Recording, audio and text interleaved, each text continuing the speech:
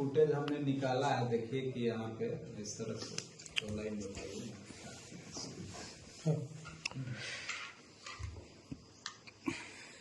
देखिए, इस मामला में जो बबलू सिंह का नाम डाला जा रहा है और वर्तमान विधायक जी बार बार बबलू सिंह के बारे में बोल रहे हैं और इतने उतावलापन से इससे ये लगता है कि खिसियानी बिल्ली खंभा नोचने वाला कहानी का चरितार्थ कर रहे हैं। आप जरूर कहेंगे कि देख लीजिए फुटेज, सीसीटीवी कैमरा का फुटेज है जो अभी मोबाइल में हमने मंगाया है। इस मोबाइल में घटना के क्रम में बबलू सिंह का पदमा में है और जो घटना हुआ है वो वहां से 11 किलोमीटर लगभग दूर पे हुआ है और ये फुटेज से प्रतीत होता है ये सिर्फ झूठा मामला बनाया करके ये बदनाम करने का साजिश रचा जा रहा है जो कि सस्ती लोकप्रियता हासिल करे और मुझे बदनाम करने का काम कर रहे हैं। इस फुटेज से पता चले ये फुटेज ऑलरेडी प्रशासन के हाथों में जाएगा, प्रशासन खुद जांच कर लेगी। मैं इसलिए आपको ये फुटेज दे दिया, दिखा दे रहा हूँ। आप देख सकते इसमें टाइम भी है, डेट भी है और सब कुछ है। और बबलू सिंह जब वहाँ पे है तो वर्तमान विधायक के बनावटी खेल है। ये हो सकता है कि लोग बनावटी मामला करके एक षड्यंत्र बना करके और इतने उतावलापन से और चाहते हैं कि सस्ती लोकप्रियता हासिल कर ले और इस तरह का मामला है। एक चोरी एक सीनाजोरी दोनों कर रहे हैं। ये पाकी विधानसभा के ये हम पूरे जनता जान रही है कि अभी इनकी बेटी कभी मिटार में, कभी मनातू में, कभी क्या कहते हैं चक में, कभी उरू में, कभी रंगिया में, हर जगह जा करके पैसा बांट रही है इनकी बेटी। और 2 दिन के पहले के तारा चंद यादव का जो नाम ले रहे हैं उस तारा चंद यादव के मेहता जी धमकी देने का काम किए हैं, जो धमकी भी वायरल हो रहा है। तो आप समझ जाए कि 2 दिन पहले धमकी दिए और वो जब ऑडियो वायरल होने लगा वर्तमान विधायक जी का एक मामला इस तरह का, तो ओबीसी को ही धमकी दिए हैं यादव को। और जब ऑडियो वायरल होने लगा तो ये सुनियोजित ढंग से इन लोग साजिश करके अब इस तरह का घटना का इस तरह बनावटी घटना करके अंजाम देने का काम किए हैं और झूठ लोगों को उसमें नाम ले रहे हैं। तो बोल रहे हैं वो हमारे आदरणीय रामदास साहू जी जो अभिभावक है हमारे गांव के, वो खुद बोल रहे हैं कि मेरा चैन लूट लिए, तो मेरा अंगूठी लूट लिए, मेरा 45-46 हजार रुपया लूट लिए। तो आप इससे समझें कि जब बबलू सिंह ऑलरेडी पदमा में है, अभी का सोशल मीडिया का युग है, तो पदमा में है तो यहाँ वो कैसे यहाँ ये किया इनको और इसी पे वर्तमान विधायक पूरा टारगेट करके बोल रहे हैं। तो समझ जाइए कि कितना ये झूठा जाल फ्रेम इन लोग गढ़ करके अब इस मामले को कर रहे हैं और झूठ का बैंडेज बांध लिए हैं पूरा लंबा चौड़ा। और इससे ये चाहते हैं कि इसमें हम क्षेत्र के लोगों को इस तरह का नाम लेकर के, और इस तरह हम ये कहना चाहेंगे कि कोई एक व्यक्ति गलत हो सकता है, पूरे फॉरवर्ड गलत नहीं हो सकते हैं इस क्षेत्र के। अब इस तरह पूरे फॉरवर्ड को टारगेट कर रहे हैं, ये गलत बात है क्योंकि उसी पार्टी में जिला का कमान उनके हाथों में है भाजपा का।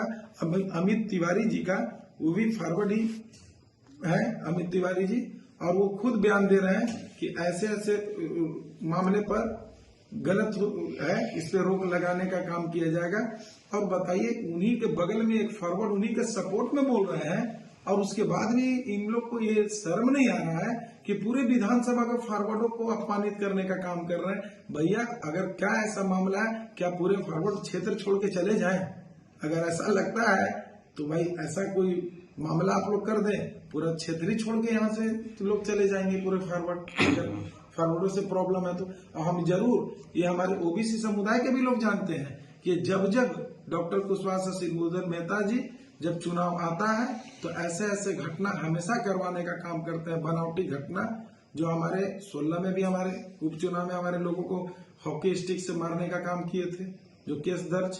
हमारे पिता का एक चुनावी सभा हो रहा था यहीं तरहसी में, उस टाइमिंग में हम लोग का टाइमिंग में जबरदस्ती घुस करके पथराव करवाने का काम किए थे ताकि पुनः उस समय भी इसी तरह अगड़ी पिछड़ी करके सस्ती लोकप्रियता हासिल करने के लिए, और सेम अभी इस तरह का काम कर रहे हैं। हम ये कहना चाहते हैं आप लोग दोनों हमसे उम्र में काफी बड़े हैं और मैं ये कहना चाहता हूँ कि अगर एक उभरता हुआ लड़का अगर इस क्षेत्र में अपनी मेहनत के बल पे इस लोकतंत्र के इस मैदान में आया है और जनता के हाथों में वो परिणाम है किसे वो अपना जनादेश देना चाहती है।